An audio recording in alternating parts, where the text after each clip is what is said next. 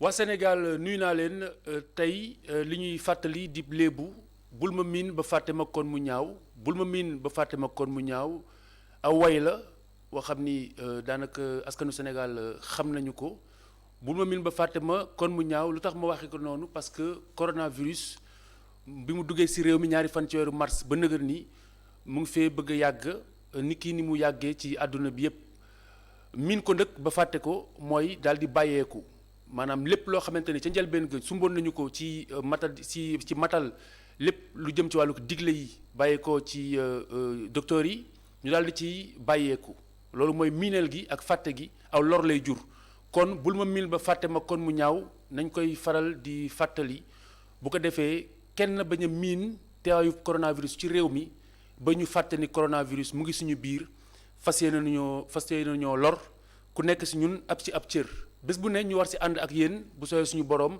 ngir di leen ci fàttali tey daañu dem ba Thiès ak maire ba fa nekk di Talla Sylla moom daanaka daal dinay confiner boppam ba noppi ndax moom ca maire ba sax la toog ñibbeetul këram te fu juróom-ñetti waxtu jotee ci guddi dana téye ab tànkam ci biti ngir daal di joxe exemple lu mooy loolu ñaari autorisation yi nga xamante ni sax nguur gi joxoon nañ ko maire ba daf ko faf delloo ndax moom si boppam càkkutee fam mooy ñu daal di bàyyi dérogation yooyu le ndax yaakaar na ni bokk na ci liy indi liy propager jàngoro ji di jàngoro yi coronavirus. daañu ànd également ak sénégalais yu bàyyi ko bitim réew nekk fi wala fële niki noonu ni ñu ko baaxoo it dalal suñu gan tey jii nag ki ñuy dalal solo bi mooy jamono ji wàllum paj mi ak garab dafa doon lu yitteel askanu Sénégal. paj meeg garab bu ñu ko waxee xel yi dafay dem ci pharmacie nationale d'approvisionnement muy PNA dafay dem ci usine ba ñu ne Médis dafay defar wala daan na defar lii di chloroquine boobu ñu ne mu ngi yëngu ci wàllu ko paj mi laata muy tëj ñuy dalal tey jii ka nga xam ni moo yore lépp lu jëm ci wàllu cëddale mi muy chef de service distribution Mamadou Lamtoro Seck asalaamaaleykum Mamadou. maaleykum salaam di. rafetlu invitation bi. mais aussi di féliciter les autorités qui m'ont mandaté pour venir parler ici. très bien jërëjëf Seck kon daañu dellusiwaat léegi ci waxtaan wi.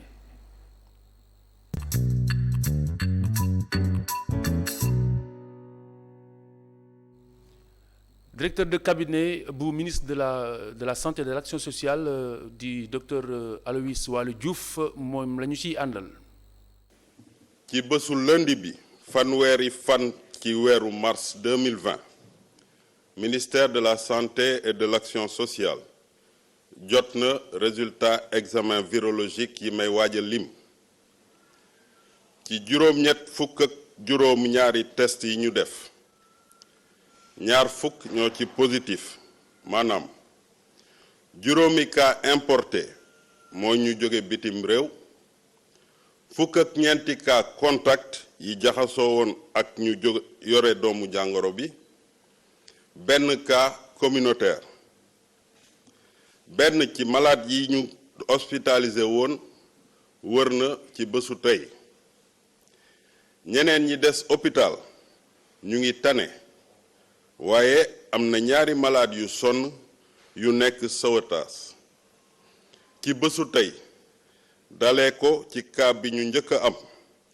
Sénégal woññi na téeméer ak juróom benn fukk ak ñaari cas ñaar fukk ak juróom ñett wër nañ ci mu des téeméer ak fanweer ak ñeent ci hôpitaux yi ministère de la santé et de l'action sociale mu ngi dolli di woo askan wi ñu sàmmanteeg ndigle yi nga xam ne moom la ñu joxe. mu ngoog kon xaymap bés bi mooy la nga xam ni Seck gis nañu ko mooy am na ñaari cas yu grave yoo xamante ne ni nemmeeku nañ ko ci lan moo ci sa commentaire laataa ñuy dem Paris. bon sama commentaire c'est l'issue de la maladie. parce que ñooñu aussi on n'a pas encore décrit ñoom lu leen fekkee woon en termes de faiblesse immunitaire et je crois que aussi ce sont des cas qu'on pourrait éventuellement attendre. Mais je crois que l'équipe de professeur Seydi va prendre en charge correctement ces cas. très bien maanaam dañu leen téye ci na mu gën a yellee jërëjëf kon ni ma leen ko waxee woon sànq dañu dem Paris fekk fa benn ci doomi réew ma fay dund kooki di Abidjey Camara nag dañu koy teel a yeewi ndax dafa war a xëy liggéey waaye xëy liggéey ci biir këram ndax ni ngeen ko xamee waa France dañu nekk ci confinement total dematuñu dikkatuñu ñi nga xamante ni mën nañu ko ñu ngay def télétravail yi Abi asalaamaaleykum. maaleykum salaam Khalifa. Abi ñu ngi leen di massawu ci tëju bi di tàmbaleek nuyu. waaye di dellusiwaat rek ci la nga xamante ni moom ngeen di dundee jamono yi confinement bi nan la tëddee foofu ca France nan ngeen koy dundee yéen en tant que sénégalais. Man comme ni ma la ko waxee woon damay liggéey sama kër donc damay def télétravail. Donc j'ai les mêmes horaires que yi ma amoon su may dem liggéey ji le matin 9h ma commencé après jël 1 heure de pause et après ba 18. Donc c'est pas évident biir kër gi avec les enfants la famille autour ak ñu ba di liggéey bokkul parce que ci kër gi déjà da nga war concentrer aussi sa liggéey war a toppatoo kër gi war a da ngay am ay interruption daal donc pour boole ñaar yëpp c'est pas évident mais macha allah sant yàlla on y arrive. très bien bu jëkkoon da ngay xëy liggéeyi sa borom kër xëy liggéey xale yi dem jàngi nëgër ni yéen ñëpp comme ni nga ko waxee yéen a ngi si biir kër gi yow yaa ngi def télétravail maanaam sa biir kër ngay liggéeyee tey jii yan activité ngeen di teg ngir ku nekk ca wàll wa nga féete bañ a déranger sa morom nan ngeen ko organiser. Bon comme vous le savez xale yi fii di concours ñu ngi leen di jox seen devoir par internet di jàng di et man j'ai la chance de maison jardin donc par rapport ak ñi nekk appartement c'est pas possible parce que xale nañ dem ci jardin bi dem foo football jël de l'air ñun tamit man damay dem jardiner commencé naa def sama jardinage pris de l'avance comme mënuma génn mënuma dem fenn je prends avantage de cet état de fait di def sama jardinage à l'avance mais organisation bi c'est pas aussi évident quand même. C'est pas aussi évident parce que on n'avait pas l'habitude d'être tous à la maison di gisante nii te man damay liggéey donc dama am na yenn moment yoo xam ne peut-être dinañ bëgg a waxtaan ak man wala ñu bëgg ma def yenn activité ak ñoom te duma ko mën parce que liggéey bee ma tënk. waaw kay kon loolu leer na waaye lu jëm ci jaboot gi nga xamante ni moom moo nekk fii ci Sénégal jamono ji lan mooy état d'esprit bi est-ce que vous arrivez à les rassurer est-ce que seen xel dal na ci wàllu woowu. waaw on s'appelle tout diggante donc di joxante ay nouvelles man tamit maa ngi leen di ñaax di leen wax ñu topp les mesures d'hygiène yi ñu leen édicté parce que ñun ñu ngi gis li fi xew et on sait que ça peut aider quand on suit les règles d'hygiène mesures d'hygiène yi raxasu bi attention et puis la distance sociale nga koy respecter et puis ñu téye xale yi ci biir kër gi tout ça chaque jour su ma leen wooye ci loolu laay insister xale yi bu ñu génn nañ leen bàyyi ci biir kër gi comme ça au moins il y a moins de risque de que ñu am contagion wala wala ñu jànkantoog feebar bi ci mbedd mi. très bien yow bi nekk tugal nan nga jàppe ni waa Sénégal noonu lañ toll ci jàngoro ji nan nga jàppe ni daal noonu lañ ko ndax natt nañu dayo bi tigi ni ki yéen ni ngeen ko natte foofu ca France ndax jàpp nga ni am nañ ci conscience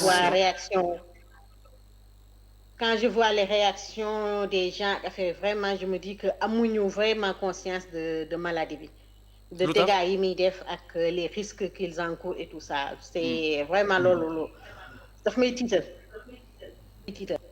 très bien yow ci sa vécu foofu en France par rapport ak li nga xam fii ci Sénégal ak jamono ji ni nga yëgee ni noonu la ñuy dundee ana lan nga leen si mën a jàngal ci lu metti li ngeen dund foofu ci dugal ak néew yi ñuy wàññ bés bu jot.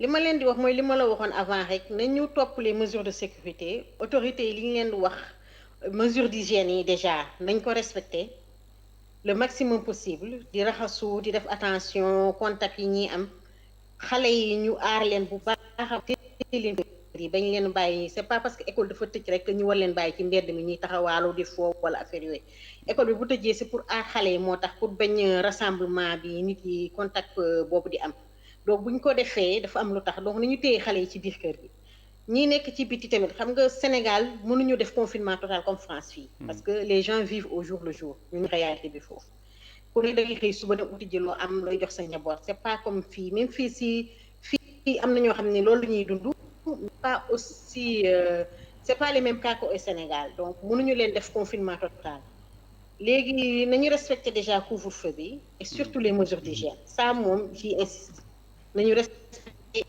mu ngeen wax ak la distance sociale.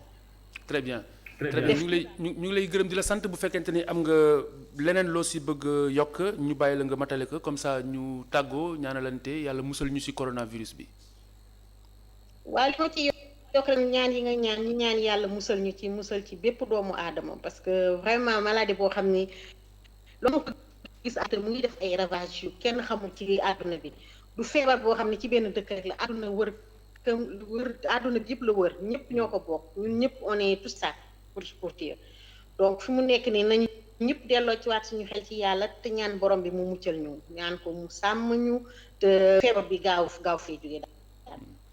Aby Dieye Camara ñu ngi lay gërëm di la sant nga ñu doon oowee foofu la ca Paris ngir jox ñu sa xalaat ak sa gis-gis waaye tamit indi ay ndénkaane ci la nga xamante ni moom la Sénégal war a toogee foog naa ne loolu am na solo te dañuy des ba ndëgër ni ak waa bitim réew laata ñuy dem fekki ka nga xamante ni moom mooy Amina Badiane nag moom daanaka diirub ñaar fukki at ak lu ëpp mu ngi woon ca Italie am na sax yeneen i réew yoo xamante ne jot na faa dem jamono ji mu ngi ci Ndakaaru dinañ xam ginnaaw bi ñu xamee ba noppi ñi confiné wu na la ñuy dundee foofu ak Aby Camara dañuy xool ñi nekk fii ci Sénégal anam yi nga xamante ne noonu la ñuy jëflante ak ña nekk fële ca Tugal ñu dalal kon Amina Badiane salaamaaleykum.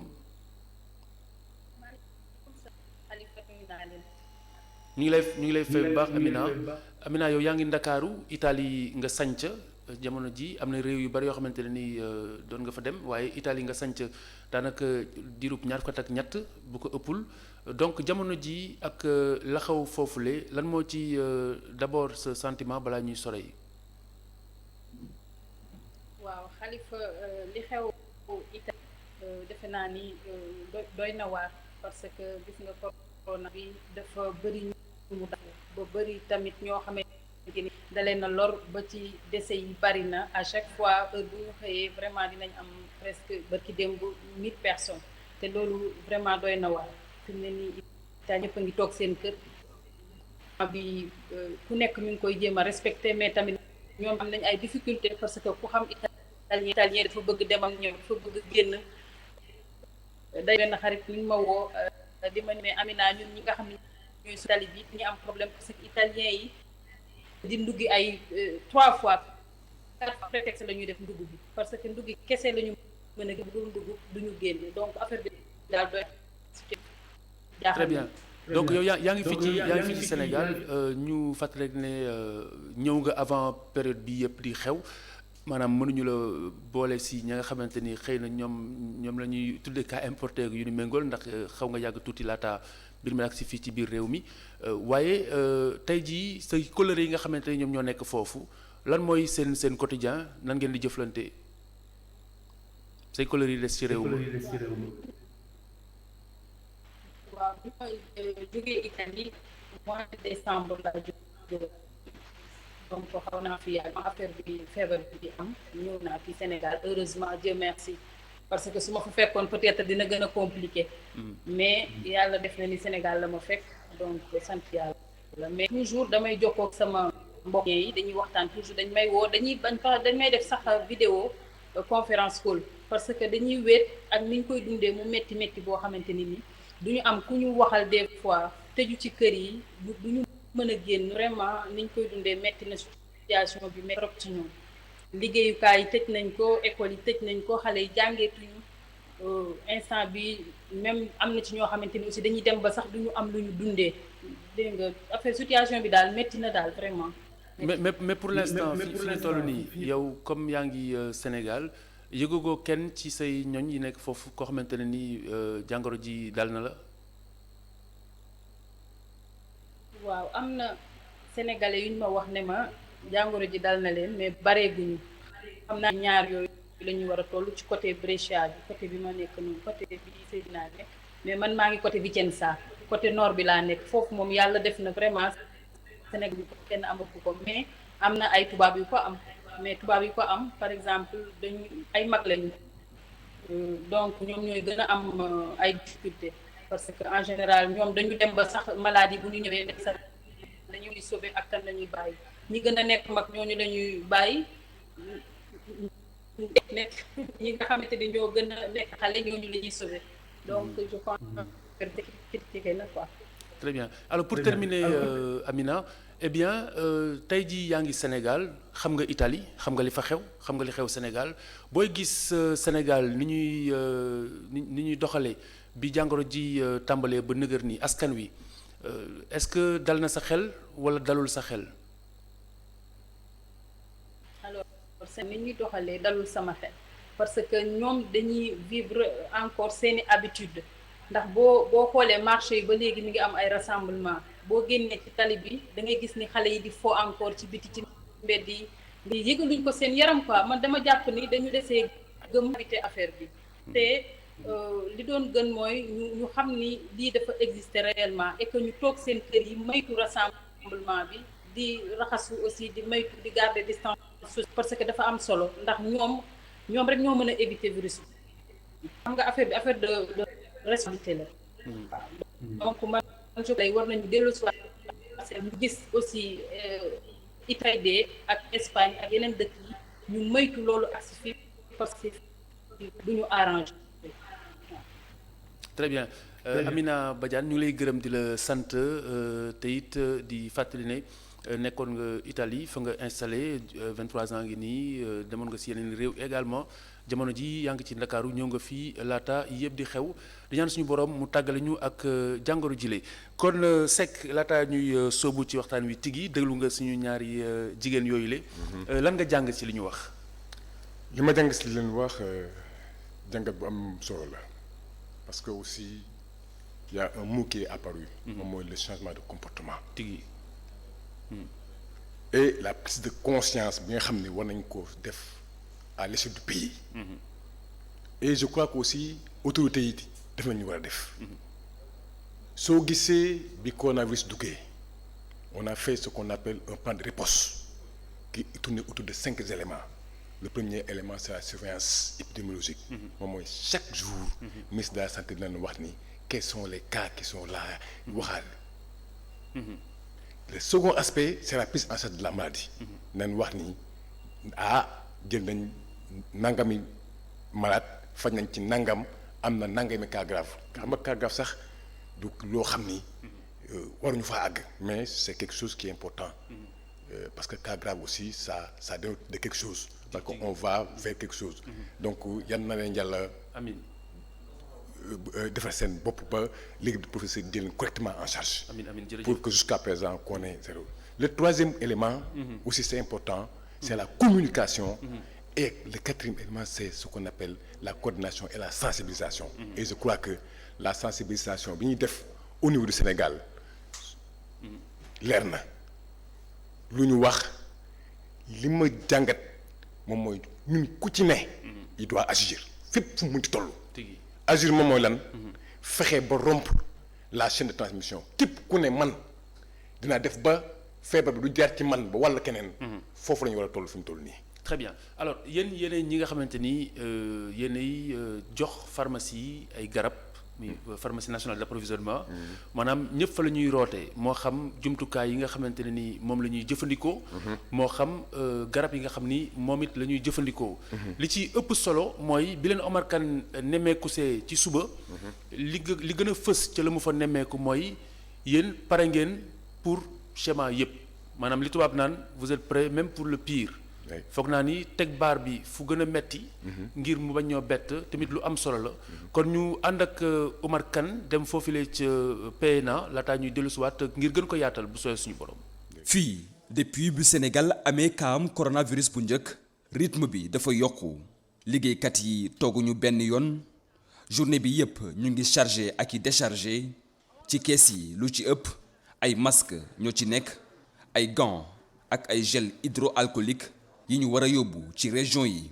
avènement au corona bi nag dañuy renforcer rek suñu dispositif mais loolu activité bu nga xam ne bii la ñun ci la ñuy nekk bis bu nekk mais nag comme am na lu ci yokku loolu rek lañ ciy yokk. entre le 2 bi ñu annoncé cas bi ak le 26 mars quand même yóbbu nañ au moins 65 000 masques chirurgicaux ci région yëpp yóbbu nañu aussi ci FFP2 54 474 masques FFP2 loolu exemple la rek ci alcogel yóbbu nañ 35 799 alcogel yóbbu du lu ñu yóbbu rek ci région yi mais yooyu yóbbu nañ ko ci région yi ba région yi jox ko structure yi ko yeeyoo loolu mooy ñoom déjà li ñu consommé gum. masque gants ak gel hydroalcoolique nekk tey ay produits yoo xam ni dëkku àdduna bi yëpp moom la ñuy wër waaye fii ci pharmacie nationale d'approvisionnement fi ñu toll yaakaaruñu ni dinañu am rupture de stock. pour gel bi ak solution hydroalcoolique bi fii lañ koy jëlee ci Sénégal Val d'Afrique pour masque yi amoon nañu stock bu nga xam ne bii waroon nañoo mën a fonctionnel au moins pendant 6 mois mais ak corona bi ni mu ñëwee consommation yi dafay yokk na ba jéggi dayoo donc ñun fournisseur bi ñu am dañ ko wax mu dolli ñu ba pare ñu ngi wut sax yeneen fournisseurs yu nga xam ne ñi gañewuñu marché bi ñoom tamit ñu indil ñu ci fàll boobu ñu ngi xaar 1 million de masques. coronavirus bi mu ngi rey ay junni doomu aadama ci àdduna bi waaye itam mu ngi neenal lépp li nga xam ni liggéeykat yi nattoon nañ ko.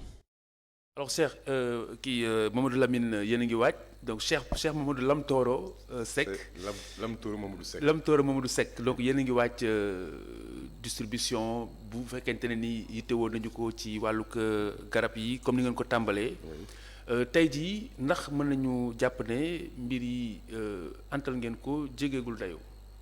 jégeegul dayoo ci en terme de parce que soo ko xaymaa. dafa am lu ñuy wax les produits destinés à la prévention moom lay wax nii. mooy fàggu gi mooy masque mooy gant muy alcogel muy solution hydroalcoolique muy épi ce qu'on appelle les équipements de protection individuelle. épi mooy yi ñi di faj di sol. justement mooy ñi faj di sol. wala ñi nga xam ni suñu ne cas bi am na un cas suspect ñu sol ko dem jëli ko loolu mooy équipement de protection individuelle. moom mooy li ñuy sol gants yi les gants nitrile lunettes yi ak masques yi ak te loolu dafa laaj formation dañ leen di former parce que mën nga ko bi nga koy sol dara jotu la bi nga koy summi jàngoro ji. oui c'est une formation effectivement. C'est ce que je disais, la sensibilisation et la formation. Parce que acteurs yëpp du système de santé. depuis ci kaw ba ci suuf la direction générale de la santé formé na leen. formé ñoo xam ni dañ xam comment dire encore la signes yi ñu formé ñoo xam ni suñuy jëli la. nan la ñuy solee épi yi nan la ñu ko dindee nan la ñuy def seen yëre yi ñu soloon nan la ñuy désinfecter comment dire encore la logistique. Tout ça a été fait pour minimiser les risques de transmission au fait de la maladie. alors ci wàllu stock bi am na lu ñu si junj. bu dee am na loo ci mën a leeral mais surtout ci wàllu commande yi est-ce que am na commande yoo xamante ne nii dem na ci besoin yi ñu war a anticiper. oui en fait soo jëlee nous avons un plan d'acquisition. bi coronavirus bi ñëwee on s'est ajusté même directeur dañoo woote ñun ñëpp ñun chaque jour à midi nous sommes dans le bureau du directeur pour anticiper par rapport à la disponibilité. On regarde sur tous les produits de santé matériel de prévention produits de santé de première intention produits de santé de deuxième intention ce qu'on appelle les urgences et ñu xayma lan lañ ci am lan moo ci manqué lan lañ ci indi lan la ban commande lañ passé woon lu ñuy rapproché commande yi donc ça ce qu'on appelle l'ajustement du plan d'acquisition. maanaam anam yi ngeen di jëndee da ngeen ko xoolaat. oui anam yi yombaloon nañu ko. oui parce que nous c'était la commande publique. dans lancé appel d'offres maintenant bi corona bi ñëwee le président a dit il faut trouver des produits coûte que coûte. maanaam ñu oyofal. procédures yi moo tax présentement en collaboration avec le ministère besoin yi nga xam ne dañ koy xayma ci pays bi. ñu agrégé ko mais aussi désagrégé ko par région désagrégé ko par district sanitaire. Donc on a un plan de distribution cohérent chaque fois. Les besoins des régions médicales sont pourvus. dafa am lu ñu signalé tey ci Médina ci ay pharmacie ñu ne dañuy jaay ay masques yoo xam ni ay masques tissu la masques yu ñu mën a fóot loolu la ñu su mën a wax. li ma mën a wax moom mooy. pharmacie ñaari secteur la. secteur privé ak secteur public. mais bi yoon nag ministère mooy direction de la pharmacie dafa lëkkale ñaari secteurs yëpp amul privé amul public parce que c'est une réponse. une réponse mënta am à gauche à droite dañoo boole ñaari mais les masques il y a des masques qui sont authentifiés.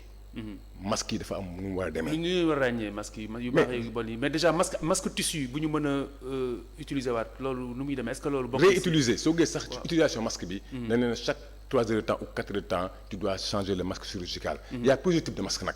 Il y a ce qu'on appelle les masques de haute protection mooy FFP2 yi nga xam ni ñooñu di dem jëli maladie bi moom lañ sol wala ñu dugg di. mooy mel ni boule. wax yi yooyu moom la ñuy wax les masques FFP2 coque wala canard. soupape avec soupape sans soupape donc ça c'est tout mais aussi il y a ce qu'on appelle le masque CE en tout cas nous c'est la qualité d'abord. mais masque tissu moom amul wala. masque tissu wala bokkul si ñu homologué. c'est pas. Tout ce qui est homologué par la direction de la pharmacie et médicaments. donc pour comprendre amul benn masque boo xam ni mën nañ ko utiliser waat ko mën nañ ko fóotaat pour utiliser. non je crois pas. c'est masque chirurgie c'est jetable les masques FFP2 c'est aussi jetable. Je crois pas qu'il y ait des masques qui sont réutilisables bon peut-être pas à ma connaissance.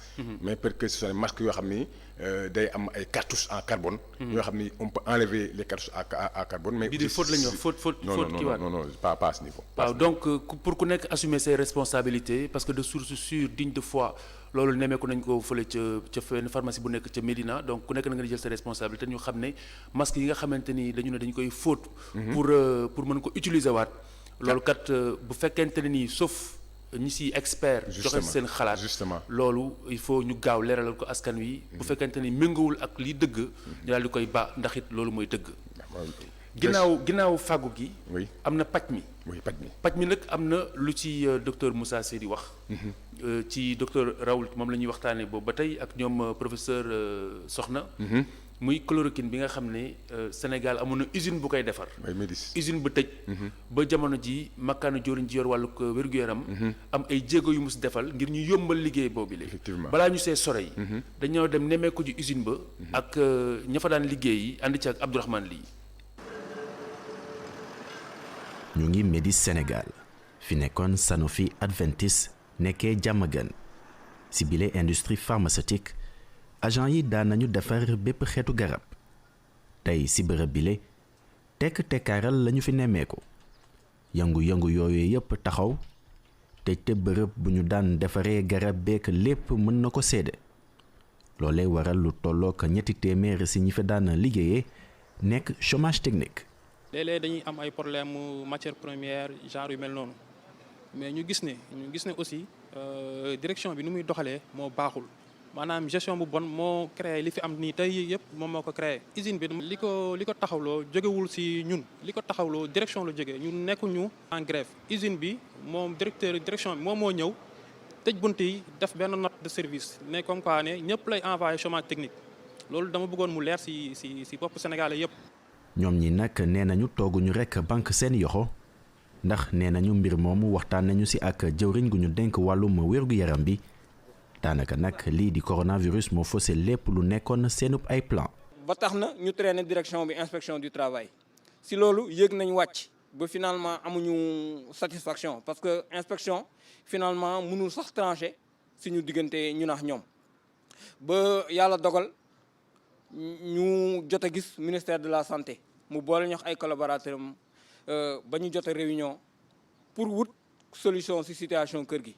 waaye ni maladie bi pandémie Covid 2019 bi amee jëlee doole àdduna bi yëpp ñoom daanaka boobu ba léegi ci loolu lañ ne ba tax nañu jàpp nañ ne du ma ne amatuñu suñu jot mais foog naa ne urgence bi fa la gën a ne moo tax solution jotagul am.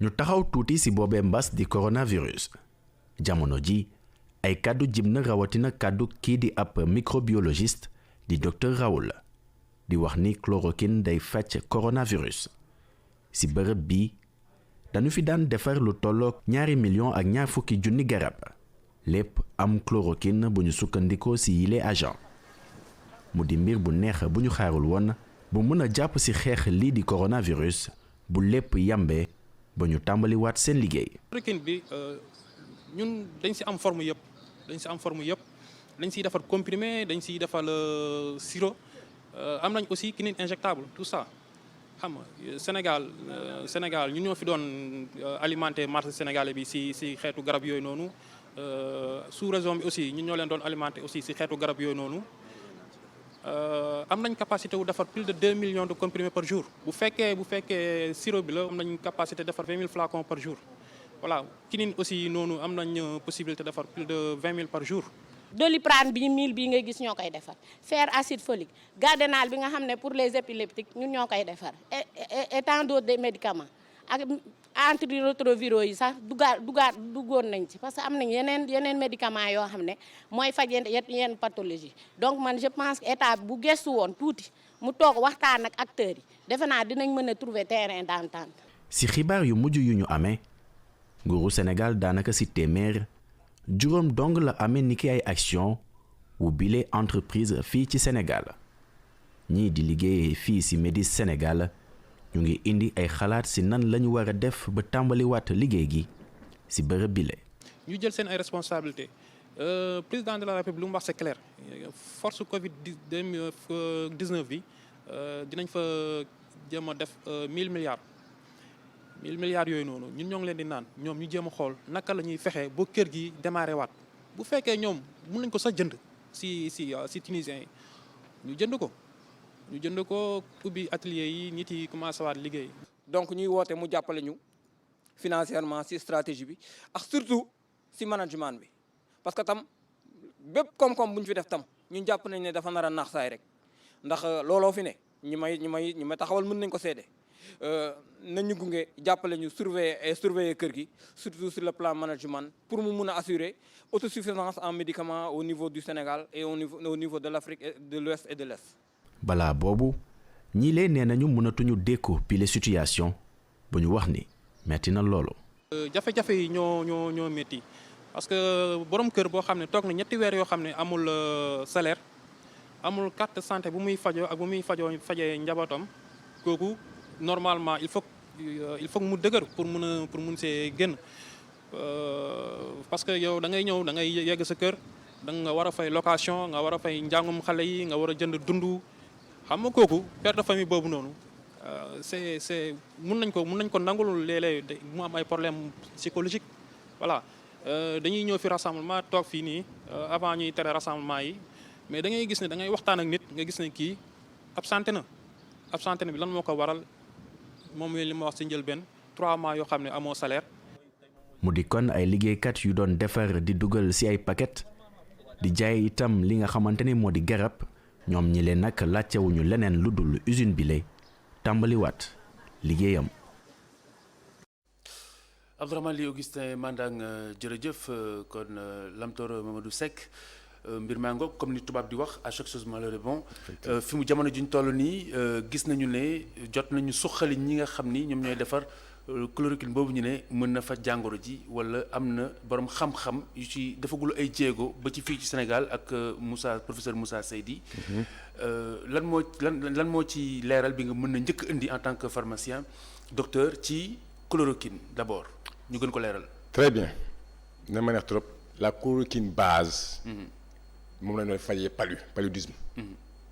mais ça a été retiré en 2002. mooy niwaakin gi. mais ça a été retiré en 2002 parce que y avait des résistances moom résistance nag. maanaam dañu demoon ba. mënatul dara ci paludisme. justement. du sax mënatul dara parce que soo xaymaa 100 malades. nga jox leen fayee ko chloroquine qui est des thérapeutiques qui sont presque supérieurs à 30%. On dit qu'il y a une résistance. Donc là aussi, c'est un médicament boo xam ni ça permet plus de soigner le palu. Donc ñu indi des combinaisons ACT, ce qu'on appelle athémétazine, artesunate. Donc c'est ça moom la ñuy fajee à partir de 2002. Maintenant li ñuy fajee ce virus-là, c'est pas de l'hydroxychloroquine ñoom ñoo yem mais c'est de l'hydroxychloroquine. ba tey kin gi daal. oui c'est y a le groupement kénológine. C'est de la même famille. Tout à fait. C'est tout à fait. Maintenant Médis bi doon defar chloroquine peut fabriquer de l'hydroxychloroquine parce que en fait celui qui fabrique. On en a discuté. mais aussi mi ngi leen fekk ci ay jafe-jafe et je crois que comme il a dit dans le fonds de riposte on pourra éventuellement les accompagner. Même le ministre a pris des engagements par rapport même la direction de la pharmacie on en a discuté et je crois que d'ici un avenir récent on va peut-être commencer à reproduire un peu et produire de l'hydroxychloroquine. xam nga dafa am ay Sénégal dañu bari réaction épidermique. oui bi ñu waxee chloroquine bi ba chloroquine bi tàmbalee biir. am na ñu def ay xayma naan 800 boîtes ñoo disponible yu demee noonu yëleeral nga si mën a indi. non c'est que ça dit que présentement. au rythme des inclusions je vous assure que ça. maanaam si olof waaw. waaw rythme bi malades yi ñëwee bi ñuy recruter malades yi. waaw y a de la disponibilité. pour permettre de prendre en charge ces malades parce que malade bu ne benn boîte lay jël. kon taxawal kon loolu. dafay gën a dellusee. ci li ñu doon wax si njëlbeenu émission bi il faut ku nekk sa wàll wa nga féete. oui xam ne. oui war ngaa fexe ba doo soxla boîte. justement. xam nga la prévention moom moo gën faj bi. tigi li ma la wax moo ci nekk il faudra agir ku ne day agir ne man. damay agir pour rompre la chaîne de transmission du virus. si ku nekk jëlee sa à bas le corps. ne man de du virus bi du ñëw ci man. te du ma ko transmettre moom mooy nga def les gestes simples et élémentaires. ba nga xam ne virus bi on va limiter le virus à sa plus simple expression rotation bi. ba nga xam ni dootuñu amati des cas. parce que boo seetloo bi chloroquine bi bi ñu ko commencé tudd ba mu commencé biir. docteur professeur Moussa Seydi dafa obligé génn. pour ñaan njëkk askan wi. ñu bañ kaa jënd te amuñu ordonnance parce que am na ñeneen ñu ko soxlaa. lu dul jàngoro ji sax. oui ñoo xam ni seen bakkan ci la aju. c'est ce qu'on appelle les maladies auto-immunes. am na ñoo xam ni. dañ ko daan jël. fréquemment man di la wax ko bokkoon ndey ak bay da ko jël. depuis presque 10 ans. te yittewoo na ko. yittewoo na ko. maintenant su ñëpp dawee dañ jëli ko defe nii c'est à titre préventif c'est pas encore montré que. chloroquine bi soo ko jëlee doo ko am déedéet. te dafa am ñu ngi koy joxee sax. justement. ñu ngi koy joxee parce que ni mën naa ko fi wax mën naa ko fi ñàkk a wax. mais la prise en charge c'est 600 mg par jour pendant 10 jours. ça fait une boîte. parce que nous avons le l'hydroxychloroquine qui est dosé à 200 mg. te à 8 jours déjà prise en charge bi. tan day am justement ça permet de réduire. la charge virale. oui da koy réduire et franchement am nañ ci Moussa Seydi wax na ko. c'est eux qui font. pas un échec mais ils font la thérapie. am nañ ci ay kii yu baax moo tax bi ñuy dajee mardi passé ak industriel bi moom mooy Médis. dajee ak les pharmaciens yi nekk ci officines yi. daje ñun PNA daje ak direction de la pharmacie et médicaments dañuy wax ni on doit faire la cartographie des cas. moom mooy ñi nga xam ne dañoo soxla médicament bi pour faju mais aussi. ñu jël médicament bi jox ko aussi le CTE ce qu'on appelle le centre de traitement des épidémies donc ci loolu la ñuy liggéey pour avoir un plan clair pour permettre mais aussi pharmacie nationale d'approvisionnement on est en train de travailler pour amener de l'hydroxychloroquine ici nonobstant pour indi ko jëlee ko bitim réew indi ko parce que on doit travailler sur les hypothèses hautes comme ni nga wax nous on travaille sur les hypothèses hautes mais pas sur les hypothèses basses am na réew yoo xamante ne jamono ji ñu ngay defar wala bu ñu ci amee duñu ko bëgg a ji mu jóg génn seenam réew. justement France soo jëlee Sanofi mi ngi koy defar. te Sanofi ñoo fi bàyyi Médicis. ñoom Médicis justement c'est la raison pour laquelle Cissé moom comme li ñu wax keroog. la semaine passée on a travaillé et il y a un plan qui nous permet d'avoir non seulement de l'hydroxychloroquine à travers Médis. lorsqu'il va reprendre. parce que y a ce qu'on appelle le bulk qui va arriver. ou bien ce qu'on appelle ci olof rek. le day metti bulk bi moom mooy lan. mooy le bulk. mooy le produit semi fini. waaw su dikkee rek dañ koy defar def ko en comprimé. d'accord mais aussi mooy comme brut bi. waa kay comme brut. waaw léegi nag mais aussi PNA. elle est en train de faire un excellent travail. parce que mi ngi chercher aussi d'autres boîtes. ailleurs à travers d'autres fournisseurs. kon problème bi du problème mu boîte yi. mais problème mu fàggu gi moo si ëpp njëriñ. mais c'est exactement ça. oui parce que bu ñu si tolloo di ngeen uti pexe. non sur te jamono ji am ngeen ni pexe. am nañu pexe docteur Insect Ndiaye am na pexe am nañ un stock assez suffisant boo xam ne ça permet au rythme de l'inclusion de prendre en charge des cas. mais aussi il y a un plan B qui permet d'avoir un bon approvisionnement qui permet de prendre en charge tous les cas parce que professeur Seydi nous disait 10 000 malades. mais le ministère est en train de travailler sur 500 1000 1500 malades. en tout cas daal da ngeen dem fa mu gën a war a mën a méttee. pour dara bañ leen a bett. kooku moom dara duñu bett. très bien parce que ñun. nous sommes dans soo jëlee pharmacie nationale. nous sommes dans l'anticipation. ñun ci riposte bi. c'est pas exclusivement le coronavirus. riposte bi c'est dans tous les produits de santé. parce que bu ñu jël rek coronavirus rek ne coronavirus. il y a la dialyse. il y a les ARV. il y a d'autres maladies. yoo xam ni on doit avoir li ñuy wax un approvisionnement équilibré. mais le focus. Très bien. présentement est mis sur le coronavirus. ci jamono ji très bien fàggu gi moom foog naa ne jamono ji mairie bu Thiès la fekk baax ak Talla Sylla moom daal dinay autoconfiné boppam waaye tamit danay fexe ba respecter couvre-feu bi autorisation bi ñu ko joxoon wala ñaari ni ki maire pour mu mën a génn au-delà daf ko delloo nguur gi ba noppi rax si bind bataaxal njiitu réew mi Macky Sall ngir mu daal di dindi dérogation yooyu la ndax jàpp na si xelam ci la nga xam ne bokk na ci lii tasaare jàngoro ji ci réewum Sénégal ñu dem ba Thiès fekki fa Talla Sylla maire bu Thiès. waaw sëñ Khalifa maa ngi lay nuyu man tam di la fay bu baax a baax di nuyu nag waa Sénégal yépp di leen wax ne Thiès tey ci tey mën nañoo wax ne fukki cas moo fi am boobaak léegi nag personnelu santé bi mi ngi ciy liggéey bu am solo ñun ñi la ci sunu taxawaay mënta waroo ak liy taxawaayu Sénégal bi président de la République waxee le 14 mars am yu mu santaane ginnaaw bi ko conseil présidentiel xelalee ñun dañoo tënku ca loola di ci dox. waaw couvre-feu bi muy doog a tàmbali daana am ci benn quartier wala ci beneen ñenn ñoo xam ne daan nañu ci def lu dul noonu waaye yaakaar naa ni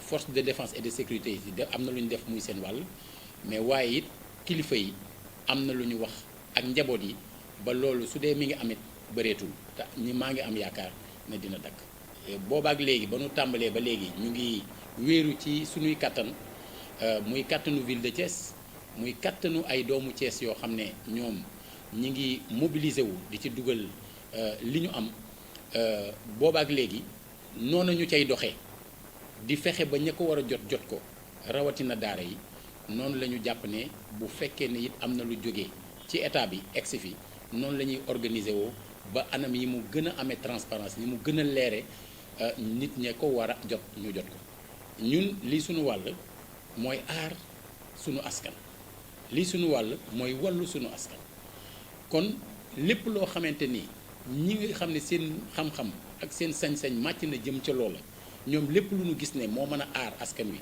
mën a wallu askan wi ñooñu ñu ngi leen di ñaax ci ñu def ci jéego ya ca war ngir feeñal lu war a mën a doon njariñu askan wi yëpp. waaw mbir mi ba mu tàmbalee ñun dañoo taxawal fii ci Thiès benn comité de veille et d'action ñi ngi ko taxawalee ci ville de Thiès mais woo ci nag ñu nekk ci société civile bi woo ci délégué de quartier yi woo ci imam yi woo ci bàjjenu gox yi yaayu daara yi sëriñu daara yi chef religieux yi ci biir dëkk bi ASC yi étudiants yi ak fu ñu mënti bokk ñu dajale leen dajale it yeneen acteurs yu nekk ci biir dëkk ba ci presse locale bi dajale tamit ñi nga xam ne ñi ngi yëngu ci réseaux sociaux yi ñooñu ñëpp ñu def ko benn plateforme boo xam ne dafay nekk une démarche inclusive et participative pour que ensemble ñu mën a jàkkaarloog mbir mi bi ñu ko taxawalee dañoo liggéey benn plan d'action boobu ñu présenté ko comité régional de gestion des épidémies jóge ci teg ko ci loxol comité départemental de gestion des épidémies bi ñu tollee ci étape boobu la ñu gis ne li gën a am njariñ mooy ñu dajale yépp ci comité départemental bi nga xam ne préfet Moussa Diagne bu département Thiès mooy président bi alors bu ñu ko fa dajalee njariñ li fii la ne mooy tey ji Thiès département bi am na fukki commune ak juróom ñett yi nekk ci biir ville de Thiès commune bu nekk am na situation ba nam fa tëddee commune bu ci nekk am na luy kàttanam waaye mën ngaa ñëw ci benn commune kàttanam mënut a saafara mbir mi alors kon commune booba am na intérêt ci xamal problème yi mu am comité départemental waaye it jumtukaay bu mu mënti am mu yéegal ko ci comité départemental sàkku tamit ci képp koo xam ne bëgg ngaa dugal sa ñatt ak sa doole ci mbir mi nga yóbbu ko comité départemental bu ko defee comité départemental dajale problème yi waaye également dajale solution yi pour mën a def une répartition rationnelle des ressources boo xam ne dina mën a jëm ci ñi ko yeeyoo. jërëjëf monsieur le maire daañu dellusiwaat léegi ak yow ci gën a yaatal waxtaan wi rawatina ci anam yi nga xam ni noonu la nguur gi doxalee ci wàllu couvre-feu ak yu ni méngool dégg nga maire bu Thiès Talla Sylla moom dafa auto confiné wu dematul këram ca maire ba lay fanaan waaye également loolu dañ si dikkaat léegi également bu 20h jotee dootul génn. oui Talla Sylla c'est un maire. c'est un représentant local. il doit montrer le bon exemple et il le fait. parce que en dehors de Talla Sylla nous aussi en tant que sénégalais nous avons droit à un nouveau type de sénégalais. nouveau type de sénégalais moom mooy lan. waaw li kilifa yi wax. moom la ñu war a doxalee. tigi parce que lépp luñ ci wax dañ cee gis njëriñ. nañ bàyyi rassemblement bi suñ ko bàyyee. rompre seen chaîne de transmission bi. nañ bàyyi génn guddi bi parce que y a la sécurité et aussi pour remplacer une transmission. dëgg la donc à la place du confinement. bi nga xam ni c'est un peu difficile compliqué au Sénégal. ñu def état d'urgence. mais li ma mënta wax rek mooy fu mu ñëwaat chaque élément ku nekk ci système bi képp tout sénégalais na wax ni virus bi du egsi ci man. parce que dinaa raxasu du ma ko joxe. parce que dinaa raxasu. très bien loolu mooy li ëpp solo am na tamit yeneen élus mooy les anciens présidents de région xam nga région yi léegi amatul département yi ñoom ñoo koy remplace donc ñoom dañu bëgg seen association képp koo xamante ne nii élu nga wala élu nga woon dale ko atum 1960 ba fi ñu toll nii nga daal di am loo dugal ci xeex bi waaw te loolu dafay doon loo xamante ne nii ñu ngi koy organiser jamono ji dañu siy fekki njiit la président Aliou Niang nekkoon président de région bu Saint-Louis mais surtout di président bu association des anciens présidents de région. asalaamaaleykum. asalaamaaleykum. asalaamaaleykum. asalaamaaleykum. président de région président de région yi. ak mboolem élus yi ñoom dañ ci inclure mboolem élus yi nga xamante ni ñoo nekk ci département yi. élus yi nga xamante ne nii ñoo nekk ci communes yi. ku ci nekk rek ci wàllu wa nga féete. daal di dugal ci mbir mi ñoom seen wàllu bopp ñu daal di koy coordonné ñoom ñi nga xamante ni ñoom ñooy troisième âge bi ñoom ñooy mag yi élus yi parce que foog naa ni bind nañ benn page bu am importance ci histoire du Sénégal. parce que am na ñoo xamante ni jotuñu fekkee ci li nga xamante ne moom mooy région yi. donte bi ñu ko bàyyee yàggul waaye am na loo xamante ni tamit lu am solo la. mooy ku nekk sa wàll wa nga féete comme ni ñu ko waxee parce que émission bi benn ponk la ñuy waxtaanee mu ëmb ponk yépp mooy ana lan mooy taxawaayu ku nekk ci askan wi.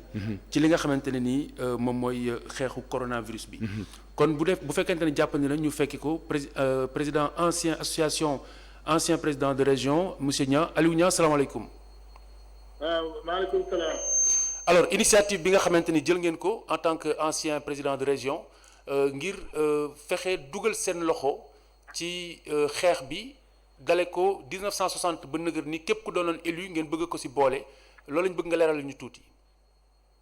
waaw kon maa ngi leen gërëm leen sant ci woote bi léegi dañoo am xalaat alors partager ko avec nos collègues des conseils départementaux l'association des conseils départementaux mu waxtaan ceeg l'association des maires.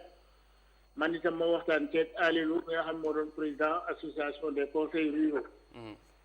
ñu suñu xalaat moo di en plus de la participation ba nga xam bi collectivités yi daañu ko def maanaam les départements.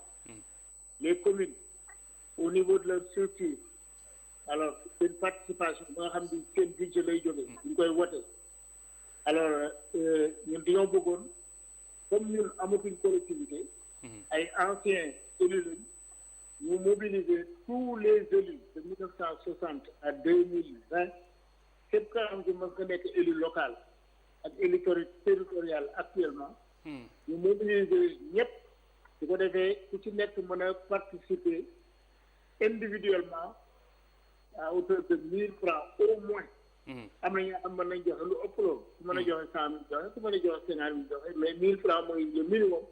su ko defee suñ ko dajalee dina nekk lu xaw a takku ñu boole ko la nga xam lii ñu fekk ci la nga xam lii moom la conseil départemental yi ak maire yi di joxe ñu boole lépp muy participation des élus locaux xaw ma ndax leer na am déet mais lii mooy suñu xalaat. Oui. léegi nag ci kaw loolu.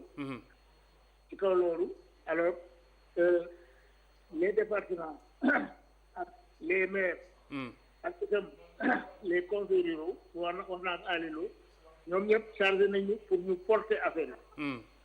waaw mise en œuvre bi nag léegi alors ñoo créé des cellules régionales. Oui. Créer des cellules au niveau des départements, créer des cellules au niveau local, c'est-à-dire dans la commune. Cellules yooyu ñi koy composé moo di un représentant de l'association des régions, c'est-à-dire donc un conseil régional, un conseil départemental, un conseil municipal dans chaque cellule. affaire bi dina yomb parce que dafa mel ni mécanisme bi mu ngi fi ba pare.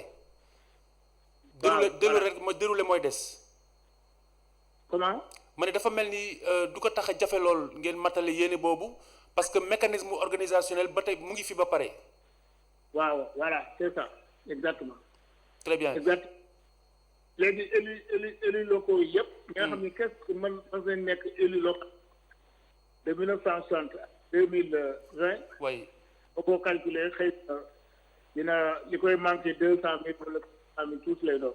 très bien kon 1,000 francs à 2,000 kon suñ jëlee une moyenne de 2,000 francs. dina nekk xaalis bu xaw a takku. absolument. waaw absolument jërëjëf loolu lépp ñu ngi koy coordonné ci maison des élus wala. ñu ngi koy coordonné ci maison des élus mais ñun liñ chargé portage.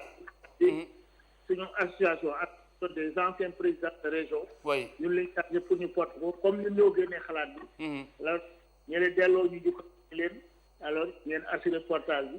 jërëjëf saa lu nekk ñoom mën nañ am xaalis bu ñu génnee. ci seeni collectivité. oui lu bokk la lii nag alors élus yi ci seen bopp. ku ci nekk individuellement sa participation ci débat. très bien jërëjëf président Aliou Niang ancien président de région muy président association ancien président de région yi woon ci réewum Sénégal noo ko gisee. mais di ci kontaan rek ku nekk ak fu mu féetee. adduna bi ñii dañuy faj.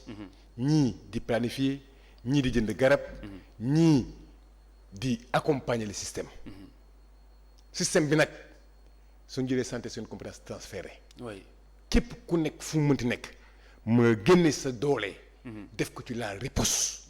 parce que riposte bi la c'est quelque chose boo xam ni képp. ñëpp ñoo ko bokk. très bien ci wàllu woowu sax ci la ñuy dem fekki ka nga xamante ni moom mooy Gora Khouma boot benn ci Sénégal yëngu ci wàllug transport Gora Khouma boo déggee ay kàddoom ñaare dafa mel ni ci jamono ji xawula bëgg lool. ci doxalin bi.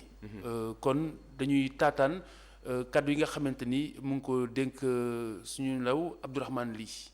waaw man la Gora Khouma secrétaire général de l'Union des routiers du Sénégal affilié à la CNTS, la centrale que dirige le camarade Mody Guiro. waaw par rapport ak sa question li nga wax ci situation bi nga xam ne tey ji transport mi ngi koy dund ak mesure couvre-feu bi ak maanaam état d'urgence bi te Covid-19 bi causé ko mais ngeen nuyu aussi sa téléspectateurs yi lay nekk ci seetaan ci biir réew mi ak ci biti réew di nuyu personnelu ITV bi yëpp di nuyu permis de conduire di nuyu carte grise depuis bi directive bi président déclaration président def muy état d'urgence bi le ministre des transports moo tamit defaat déclaration ci gën kaa yaatal ci détails yi selon moom ministère de l'intérieur ci gudd gàtt daal nañ xam ne transport bi am na ay difficulté moo xam transport urbain la moo xam transport interurbain la moo xam transport lourd la muy camion yi ñun nag dañoo yore union bi ëmb toutes les catégories taxi ak minicar ak tata ak bus ak camion ak ñëpp commencement bi day am na loo xam ne ni ñëpp doon nañ ko respecté mais fekk dañoo war a jàkkaarloog askan wi nag di wax dëgg dañ leen war a wax ne li amoon amutut ndax bu jëkkoon ci gaaru ceer yi ñi nga xam ne am nañ chance di daw dañ leen waxoon ne kenn ku nekk na ngay daw ci sa genn wàllu place yi nga amutul taxaw te place assise tamit dañ koy wàññiwaat maanaam oto bu doon yëpp 20 personnes da ngay yëpp 10 personnes client bu yéeg war naa laal équipe bi gel bi nettoyer loxam fi ñuy toog tamit pour ñoo jege ñente te oto bu eggee tamit dañu war a nettoyer à l'intérieur même pour 2 fois la par jour commencement bi de amoon application directive bi moom respecté woon nañ ko waaye nag boo nekk ak askan nag ñu yaakaar la da nga leen war a wax dëgg képp ku la wax ne la maa ngi désinfecté à l'intérieur du véhicule moo xam taxi la moo xam tata la moo xam njaga njaay la moo xam car rapide la wax na contre vérité actuellement nii ku la wax tamit ne maa ngi yëpp 10 personnes 15 personnes waxul dëgg taxi yi ci boppam lañ doon yëpp presque moom la ñu yëpp fi nekk nii njaga njaay presque lañ doon yëpp moom la ñu yebaat ay weesaa doog lañ bàyyi tata yi laay même chose tata yi dañuy yëpp fay place yëpp taxaw doog lañ dëgg te loolu bokkuloon ci directive yi nga xam ne tey jii mooy mesure de sécurité diggante ñun ak passager yi li ko waral nag mooy situation bi dañu yaakaar ne peut-être ci benn fan baa ñaari fan la ndax amatuñu moyen même bu loolu sax respecté ko directement moo mëntul nekkati ndax bu fekkee da nga yëpp genn wàllu sars nga liggéey ba ngoon jot njëw gasoil sax dootoo ko amati moo xam taxi ba la moo xam minicar ba la moo xam njaga njaay ba la moo xam tata ba la ñooñu kooku bu la ne mën naa continuer di toppoot la nga ma sant day wax lu ko neex te bu ko topput dëkk baa ngi ci insécurité ñu taxawal transport benn yoon mu jeex tàkk te transport urbain ñi doon génn seen kër toog mais tant que oto yaa ngi daw dootu ñoom lay toog seen kër parce que il faut que ñu génn ndax buñ génnulee duñ am lay man nag lii laa amul lu may wax transport interurbain bi am nañ problème liggéeyatuñu tey borom kër lañu transport camion yi poids lourd am nañu ay gàllankoor transport urbain bi nga xamante ñu ñooy transporté ñëpp actuellement ne y a rien de sérieux ab dëkk nag boo ki nekkee nit ñi am ci yow yaakaar da ngay wax dëkk y a rien de sérieux amatul benn hygiène bu ñuy toppatoo ci biir benn oto bu ñuy nettoyé à l'intérieur du tata ba du njaga njaay ba du car rapide du taxi ba initiwul tous hygiène doo gisati fenn gel moom amul fenn moom doo gis benn gaaru ceer baa ngi gis moo xam tedd li taxi la moo xam kalandoo la moo xam tata la amutul kon ñun ñëpp ñu ngi exposé en danger man nag lii laa wax. Lamtoro dégg nga li góor a xuma wax. foog naa ni daf ñuy delloo rek ci li soxna yi waxoon bi ñuy tàmbali émission bi. dañu bàyyeeku. dafa mel ni dañu bàyyeeku ci bus yi dañu bàyyeeku ci car yi bàyyeeku ci taxi yi. mais ce sont des dispositions qu'on a prises ay dispositions yu ñu jël. dispositions qu'on a prises yi ñu jël. c'est pour limiter wàññi la transmission du virus. parce que li nga xamante ni góor xuma wax na que dafay ñi war a taxaw pour faire respecter la loi ñu gën a taxaw bàyyi seen xel parce que il leur a mis la puce à l'oreille. justement li xew. c'est de la vigilance. moom si ñoom la bokk. waaye wax na leen li xew. mais c'est de la vigilance neexu ko. ay ñooñam di def lu ni mel. wax na ko seedeel na ko Sénégal. moo si war a jóg nañu si jóg. mais ku nekk ku doxalee. soo doxalee yoon bi ñu doxal. kenn du la jàpp. moo tax man ne la ku nekk dafa war a agir. wax nañu ni soo yoree bus. bu bis bi fees nii ak nii la war a demee. mais yow mi koy doxalee noonu. boo wàccee désinfecté. soo wàccee désinfecté. parce que derrière le président de la République a mis un fonds d'accompagnement pour la riposte. parce que xam nañu y a un manque à gagner derrière. boo xam ni suñu paree ba lii lépp jóge fi incha allah feek wax ma sax weer fekk fan ak juróom. ku ne def sa facture indi. ak président accompagné la. très bien ñu dem si njàngaleem Talla Sylla maire bu Thiès laata ñuy jeexal ak moom. waaw man nag dama jàpp ne ba léegi bëri na ci suñu ay compatriotes ñoo xam ne xamuñu lu xew la dal Chine yàq fa lam fa yàq dal France di fa yàq lim fa yàq dal Italie dal Espagne dal États-Unis dal dëkk yoo xam ne ci wàllu kàttan amee nañ ci lu bëri surtout ci wàllu seen système mu santé loolu ñun buñ dañ ko war a jàngat.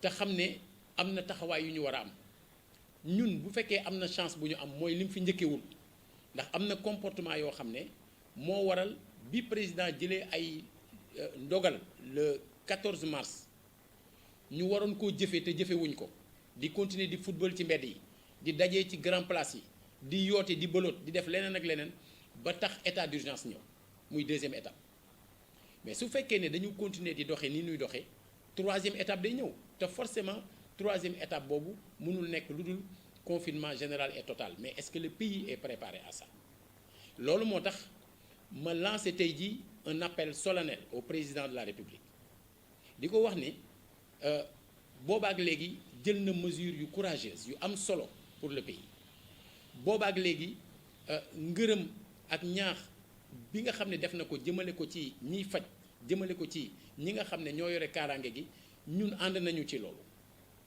waaye boobaak léegi am na autorisation yoo xam ne gouvernance yaa ngi koy joxe préfecture yi di ko joxe te mu doon loo xam ne moo nar a indi giraawaal yi ndax ndeem leeral nañ ne feebar bi déplacement lay bañ li nit ñi bëgg mooy nit ñi toog seen kër tey képp koo xam ne yow mënuloo am garantie que bu mbir mi duggee ci yow mënoo koo jox keneen te boo demee foon feneen mënuñu la koo jox da ngaa war a toog parce que bu fekkoon ne tey leneen a xew beneen xeetu état d'urgence à la suite de troubles yu xew dans le pays ñu mën a compter ci ay nit yoo xam ne peut-être dinañu déplacer pour dem def ay waxtaan pour saafara mais lii dañoo wax ne loxo yi nañu fexe ba ñuy set nañu fexe ba loxo yi duñu leen joxante nañu fexe ba loxo yi duñu leen teg ci kanam yi mais nañu fexe ba booy sëqat nga jël disposition yoo xam ne benn bi mooy nga sëqate nii pour du dem mais wax nañu aussi nit ñi di sorente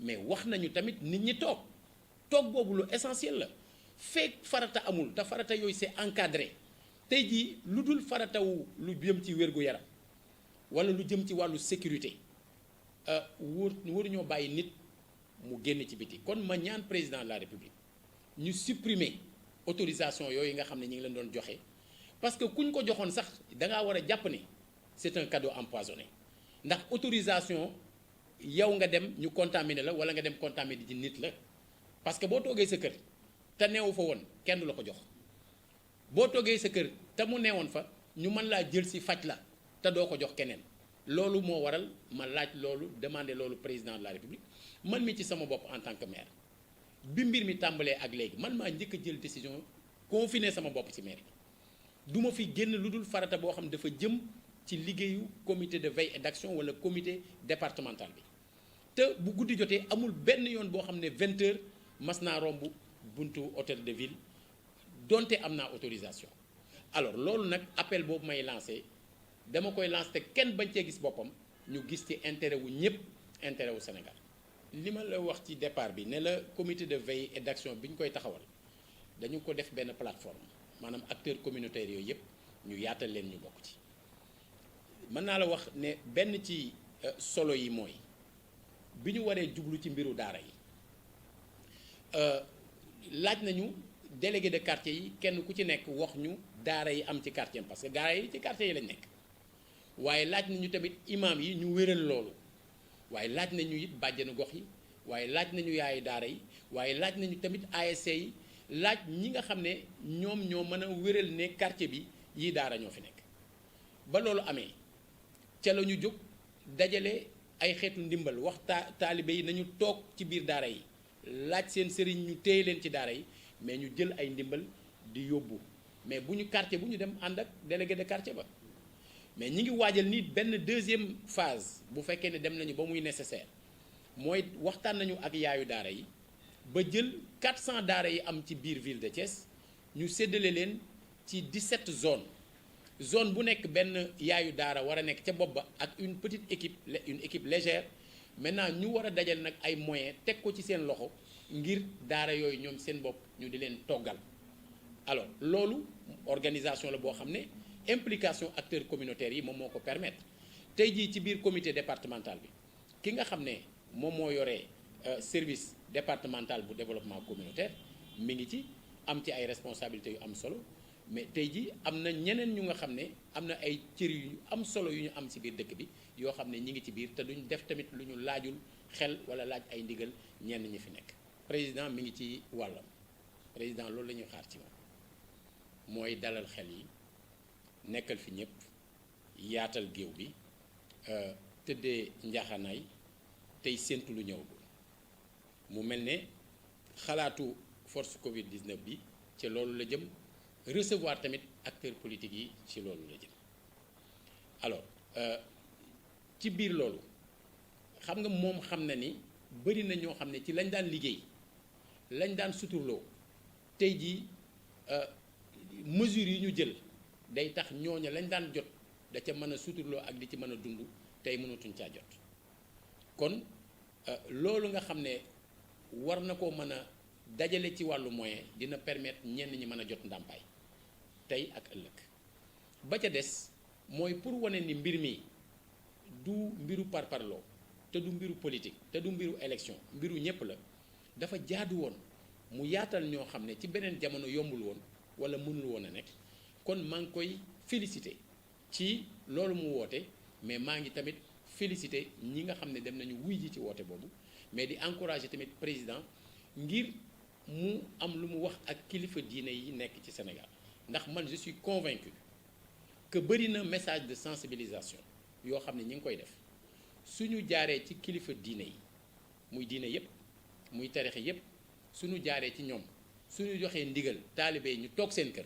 dinañ toog seen kër kon maa ngi jaaree ci li pour man directement lancer un appel ci suñu chef religieux yi ci suñu xalif yi ñu joxe ndigal kenn du wax sax kenn du jël sa kilifa sax di ko jox ndigal du jox ndigal dañ ko ñaan dañu leen di ñaan ngeen jàppale ñu wax ak ñi nga xam ne yéen rek lañu déggal ñun xam nañu fii ci Sénégal ndigalu xalif kilifa bu waxee am na ñoo xam ne duñ ci teg baat duñ ko werante te tey jii pour sauver ñenn ñi yéen lañ ci yaakaar ngeen aar ñu ngeen walluñu ni ko maam yee defe woon ndax gëm naa man ñaan te gëm naa ni ñaan yi amoon démb moo tee mbir mi njëkke fii ndax comportement yi nit ñi am su njëkke woon fii du baax kon jàpp naa ne ñaan yooyu nangu woon nañu tey jii nag li nu gën a soxla di ko xaar suñu kilifa yi mooy kàddu yooyu war a jëm ci mottali ñaanu mag ña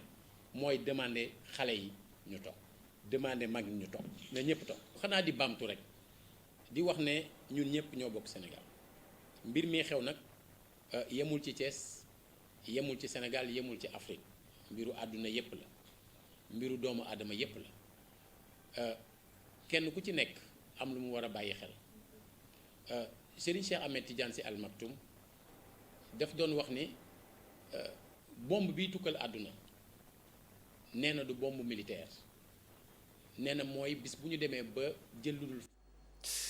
Talla Sylla maire bu Thiès ñu koy gërëm di ko sant Talla Sylla gis ngeen fi mu toog noonu mooy bureau ndax moom bureau dafa dindi lépp luy table lépp luy chaise lépp lal basang yi suuf sec moom Talla Sylla loolu def pour wane rek ne li ëpp solo du ay meuble ak yu ñu méngool te mën nañ def ay économie waaye man xam naa ni en tant que Syllène dafay aménager waale fu mu teg boolab ceeb bi non il faut mu aménager fu mu lekk boolab ceeb bi donc ñu koy gërëm di ko sant ci disponibilité bi ñu woy ci émission bi.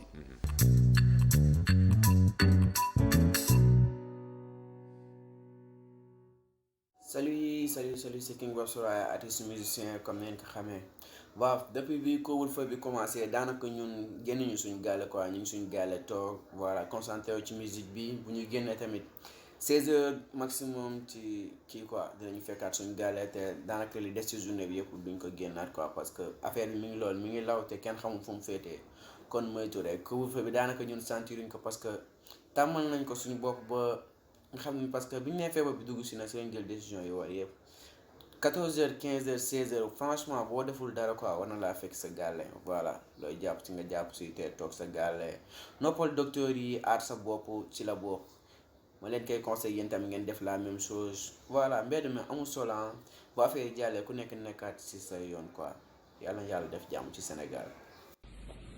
asalaamaaleykum c'est man la El Hadj Amadou Diaba vice-champion olympique à Séoul en 1988 sur 400 mètres et comme me posé question bi si tuy bi gouvernement bi wax pour Sénégal yëpp def ko muy 20h ba 6h du matin waaw kooku moom dinaa sawar a tontu parce que ak li xew si àddina bi ak li xew Sénégal ba gouvernement bi jël loolu donc Sénégalais yëpp si war a topp parce que feebar bi am ñaan yàgg d'abord yàgg dàqal ñu ko dàq ko si Sénégal dàq ko si réew yëpp donc 8 heures daana fekk mu ñibbi sama kër toog sama kër donc loolu moom amul benn problème bu si war a am d'autant plus que dañuy wax ne ñëpp toog seen kër donc képp kuy sénégalais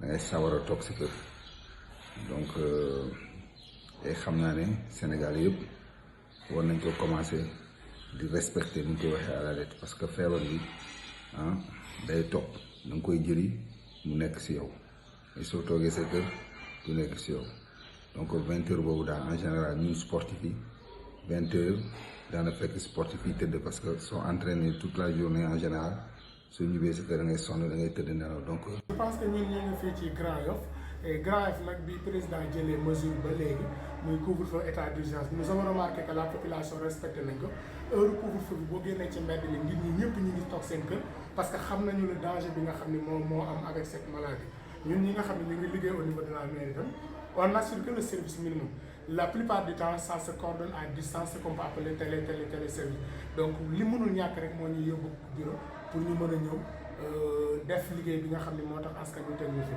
mais dañuy ñaaxaat askan wi rek ñu gën a respecter mesures yi ministère de la santé wax gën a respecter décisions yi nga xam ne autorités yi jël nañ parce que bu ñu jëlee couvre-feu ak état d'urgence du def leen neex mais c'est pour nous protéger ki jël décision la pour protéger la da nga ko cee war a jàppale donc ñuy ñaanal ñëpp nañu ko respecter heureusement grand amuñu fa ay réticence à l'heure du couvre-feu boo génnee ñëpp a ngi toog seen i kër ñëpp a ngi waxtaan en famille parce que vie de famille bi sax léegi dafa dellusiwaat donc daal ñu ngi remercier bu baax président mais di ñaanal askan wi nañu ko respecter et la mairie de Grand Yoff est en train de faire des efforts pour faire respecter davantage cette mesure.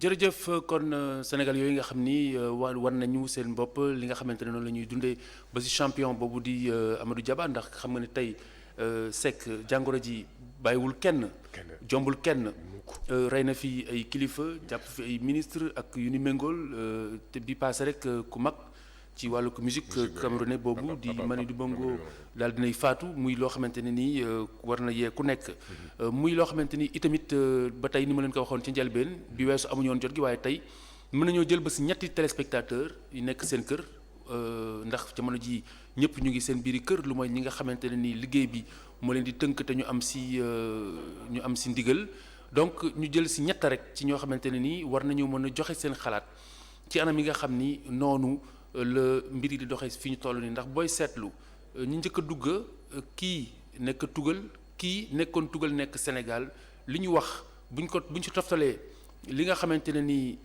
maanaam Gora Khouma wax na ko ci wàllu transport bi toftal ci Talla Sylla maire bu Thiès li mu wax ci wàllu jàngale foog naa ni danañu gën a xoolaat mbir yi xoolaat suñu bopp kon numéro baa ngi noonu 33 824 88 06 824 88 06 ñu jël ñett rek ci ñi nga xamante ne ni war nañoo mën a joxe seen xalaat ci li nga xamante ni moom mooy jàngoro ji ak rawatina jamono ji askanu Sénégal ni ñu koy dunde ak ni ñu war a jàkkale seen ab toogaay.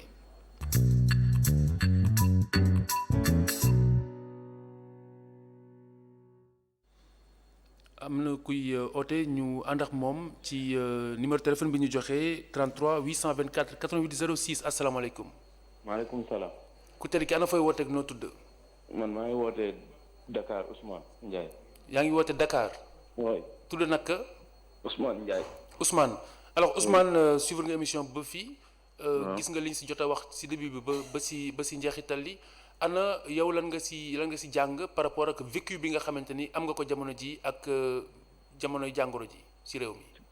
waaw man de sama jàngat mooy comme sénégalais yi pour man li dañoo dëgër bopp quoi sama jàngat ndax tey boo gisee li président jël pour dimbali askan wi la ndax tey man dama jàpp Sénégal ñun amuñu yenn moyens yi te am na loo xam ne bu la ko nit dee dimbali yow da ngay dimbali sa bopp ndax da ngay xam yow fi nga toll nit boo xamee fi nga toll rek di nga xam sa bopp yu bari di nga ko mën a moytu te nit bu la nee sangul sa taar nit bu la nee sangul sa taar la bëgg. sa taar la bëgg. tigi. kon man pour man dañoo war a am benn discipline ñun am benn yar bi ndax lii du ay caaxaan ndax da ngay dégg ay nit ñaan non affaire yi amul ak nangam man yooyu dafa may. loolu ba tey ñu ngi koy wax Ousmane. ba léegi nit ñaa ngi koy wax. am ñoo xam ne dañuñu ko boo duggee ci dëkk bi nit ñaa ngi toog di naan ataaya di bokk ay kaas. wallahi azim mais man damay toog Sénégal xam nga dama naan ban dëkk lañ ne Sénégal. ñu caaxaan nañu respecté topp li ñu docteur yi wax. ñu respecté walla ñu di ko def. jërëjëf te li may ñaan nag tuuti. mooy maire Barthélémy Dias li mu def. na maire yëpp def loolu. ndax lu Talla Sylla moom man Thiès walla mais na def moom li maire yi di def ni génnee xaalis jàppale askan wi. très bien ñoom ñu ngi si dégg nga li mu jot a wax. foog naa ni maire bu Sacré-Cœur Mermoz aussi Barthélémy Dias du ñàkk mu ñëw ci comme ni ñu ko defee ak Talla Sylla ak Soham Wardini ngir joxe seen gis-gis ak seen taxawaay ak seen participation. voilà ñu ngi lay gërëm di la sant Ousmane. jërëjëf kon Ousmane 33 824 88 06 asalaamaaleykum. bu fekkente ni mën nga wàññi son télé bi comme ça. maaleykum salaam. ñu gérer décalage bi. waaw. ana noo tudd ak fooy wootee. man yëmbal laay wootee Magana Dieng laa tudd. Magana bismillah Dieng. Xalifa na nga def. ñu ngi sant bu baax. mbaa yaa ngi ci jàmm. alhamdulilah. waaw ñu ngi rafetlu émission bu baax a baax a baax. jërëjëf. di kontaan bu baax a baax ci ni ngeen ko tawee. jërëjëf. dama déglu benn rajo tey ñu mel ni dañu nekk ci fitna joo xamante ni bii ñu bari comprendre ruñu ko. parce que damaa jàpp ni daal animation yi ñuy def ci rajo yi war nañ koo éliminer te sensibiliser nit ñi. déglu naa benn rajo tey du ma tudd rajo bi parce que bugguma publicité. oui. mais autorités yi war nañ jël ay responsabilités ñu éliminer animation yi.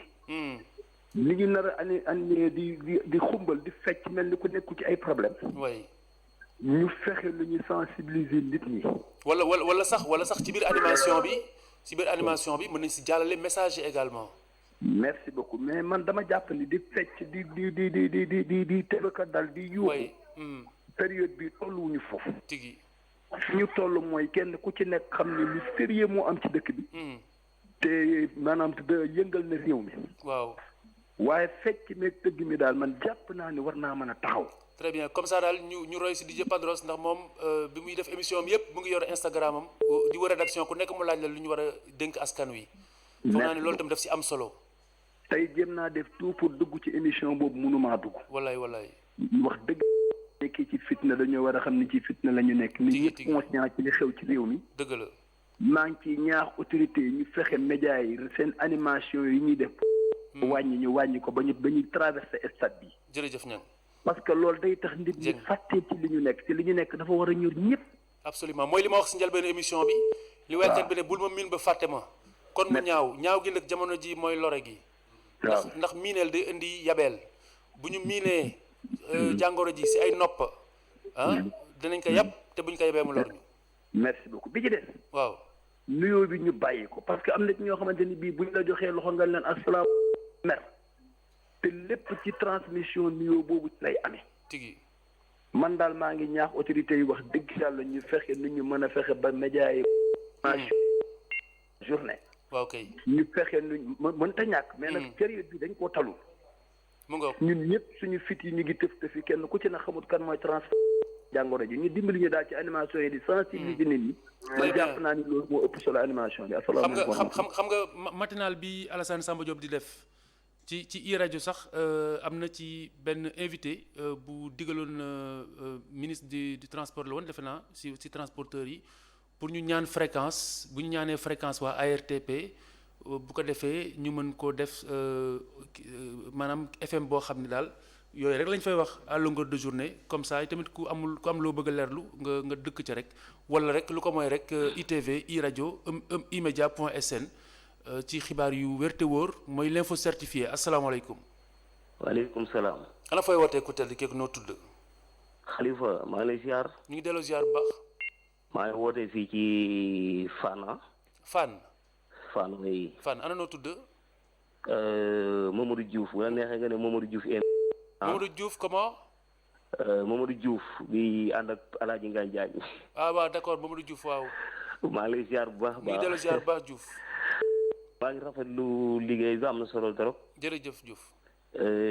vraiment di waxaat rek ñu delloo xel yi ci yàlla suñu borom bu baax. itam li nga xamante ni docteur yi diggal nañu ni ko ñi seen xel gën a màcc ci wér-gu-yaram ñu di ko jëfee. oui. surtout loolu dafa am solo trop parce que itam boo fekkee sa ci wàllu wér-gu-yaram. oui. da ngay déglu ñi nga xamante ni ñoo yore wàllu wér-gu-yaram seen xel màcc ci nga jëfee li ñu la wax. tigi. te gën a sensibiliser nit ñi. wala ne lii daal problème la boo xamante ni Sénégal ñoo ko mën a xeex. wàññi rassemblement bi xam nga daje yi. joxante loxo yi ak saafwante yooyu yëpp ñu wàññi ko. tey seet fu ñu toll di jëfandikoo yeeg eau de javel yi surtout. ak yi nga xamante ni mooy sel yi ñu di ko jëfandikoo daal parce que itam feebar la boo xamante ni ñoo ko mën a xeexal ci suñu bopp pour mu bañ a law daal. jërëjëf ñu lay gërëm itam dañ ci war a def en tout cas maa ngi kontaan bu baax. di nuyu suma père Ngagne Diagne. jërëjëf Diouf. di nuyu El Hadj Malick Thiandoum di nuyu directeur général bu baax di nuyu ñëpp. jërëjëf yëpp maa ngi leen di. jërëjëf Diouf jërëjëf ñu lay gërëm di la sant kon mbokk yi ñu jégalu rek parce que waxtu yi dab nañu ñi njëkk a woote joxe seen xalaat bu ëllëgee bu soobee suñu borom ñeneen mën a ootewaat kon Lam Toro mbir maa ngoog jamono ji li nga xamante ni tigi mooy sa solob teewaay fii moo doon leeral doomu aadama yi ci taxawaayu PNA muy pharmacie nationale d'approvisionnement ci tolluwaay bi waaye ci fàggandiku bi waaye tamit ci liy ñëw bu fekkente ne ni jéggi na dayo parce que mën na faa àgg te mel na ni pare ngeen ci pire scénario bi nga xam ne mën nañ koo xaar fii ci réew mi pour jeexal scénario bépp bu am parce que nous ni ma ko waxee dañuy fàggu parce que day dox à chaque fois muy dox dañuy wax da ngay ajusté wu te dox bi yëpp ñu koy yóbbu waaw moo tax li ñett ñuy wax damaa defoon suñ Sénégalais yëpp amoon conscience bii gëm naa duñu àgg coronavirus bi dootuñu sooti tigi ñu taxaw raxas suñu loxo ba mu set ku ne wax ni du ma ko jël du ma ko joxe parce que soo ko jëlul joxe woo ko mais du dem dëgg la di si des nag ku ne ñu bokk wàllam mu jeex président moom xalaat ni muy accompagner nit ñi ñiy faj ñi waa transporter nit ñi ci règle yi ak ci ñu leen ko waxee yu uuteeg yi góor xuma wax loolu laa wax yu góor nit ñu ko waxee parce que dem na ba ci yàgg ministre bi jël dogalam ba gaa yi bàyyeeku wax kay ba gaa yi bàyyeekoo parce que c'est-à-dire que les dispositions yi ñu jël nañ ko doxalee jërëjëf suñ ko doxalee fii ak ay fan tuuti nga gis yëf yi commencé wàcc comme ni mu waxee ñu toroxlu ñaan képp ci religion bi nga ne muy chrétien bi muy musulman bi ñi nga xam ni gëmuñu dara ñu ñëpp ñu ñaan rek mais lu ci mën nekk rek moom mooy les 99% mooy fagu gi dëgg la jërëjëf Lam Toro Mamadou Seck di chef service bu PNA c'est service distribution bu pharmacie nationale d'approvisionnement ñu ngi lay gërëm di la sant di gërëm Yat Ndoye sa collègue di gërëm également directrice générale bu pharmacie nationale d'approvisionnement di leen massaw ci liggéey bi te di leen soutenir comme ni ñuy soutenir le corps médical parce que foog naa ne le corps médical ñu bari ñibbeetuñu seen kër ñu ngi autoconfiné wu foofu ngir faj malade yi mbir yi bañ a law Khalifa nous on travaille 7 jours sur 7 24 heures sur 24 wallaay sur note de service qu'a pris man docteur dëgg la man docteur Sokhna Gaye ak ñëpp fa nekk ñëpp waay ak même Yat Ndoye mi très bien chaque jour on est là-bas de 8 heures à 22 heures ou bien 23 heures yàlla na yàlla matale jërëjëf Cheikh Sall jërëjëf Abdourahmane Ly Mass Mboup ak Modou Diouf di gërëm également Sidi Niang di gërëm Damiyul ak mbooleem ñi nga xamante ne nii ñoo ñu jàppale ba ñu mën a matale lu ni mel ngir njariñu Sénégal bu ëllëgee bu sobee suñu borom ñu dellusiwaat ak yéen ci beneen ànd xeex coronavirus li ñu leen di tàggoo corona net li ci internet bi jëm ci coronavirus gi di leen ñaanal panaanam jàmm di leen jox yeneen i daje ci ITV di leen ñaanal panaanam jàmm ak wér-gu-yaram jërë ngeen jëf.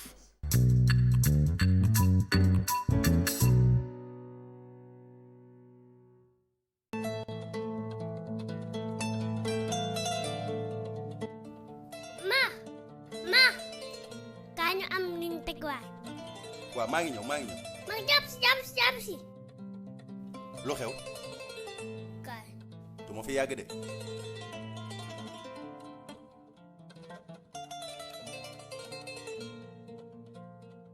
Toma xanaa yëgol lu xew ci dëkk bi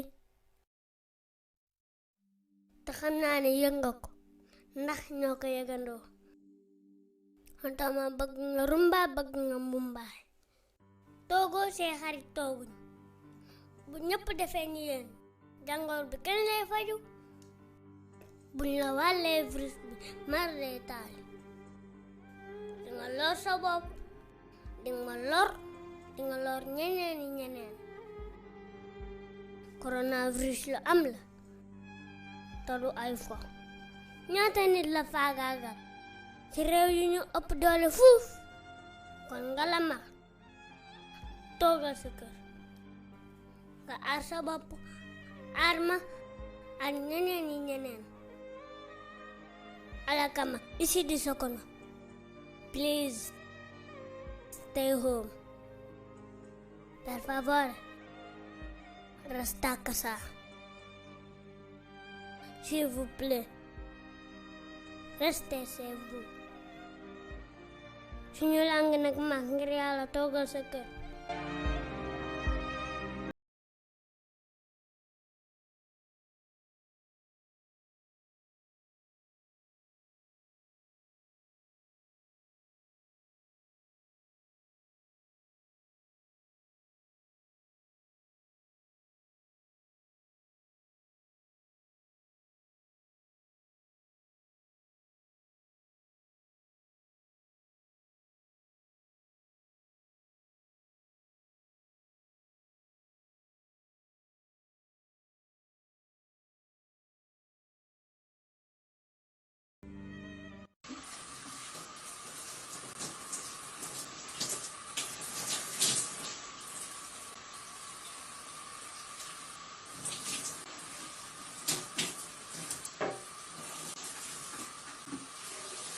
Après ma douche, la douche prend sa douche.